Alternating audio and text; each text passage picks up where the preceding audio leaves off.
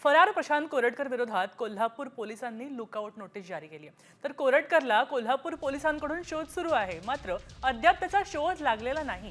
त्यामुळे आता पोलिसांनी लुकआउट नोटीस जारी केली आहे। प्रशांत कोरटकर दुबईला पळाल्याचा संशय आला होता आणि त्यानंतर ही नोटीस जारी करण्यात आली आहे। कॉमस्कोर नुसार आता isakal.com आहे देशातील नंबर 1 ची मराठी न्यूज वेबसाईट। प्रत्येक अपडेटसाठी isakal.com ला नक्की भेट द्या।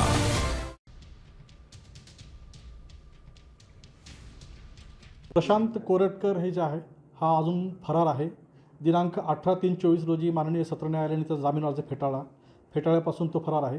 त्याच्या शोधकामी आपले तपास पथक जे आहेत ते नागपूर, चंद्रपूर आणि मुंबई या 3 ठिकाणी तपास पथक गेलेलं आहे आणि त्याचा तपास शोध सुरू आहे। आणि त्याच्याविरुद्ध आपण लुकआउट सर्क्युलर पण जारी करतोय आणि तो कुठं ट्रॅव्हल केला, एअर ट्रॅव्हल जर काही केला असेल त्याने त्याबद्दल माहिती घेण्यासाठी ब्युरो ऑफ इमिग्रेशन जे आहे त्यांच्याशी पण पत्र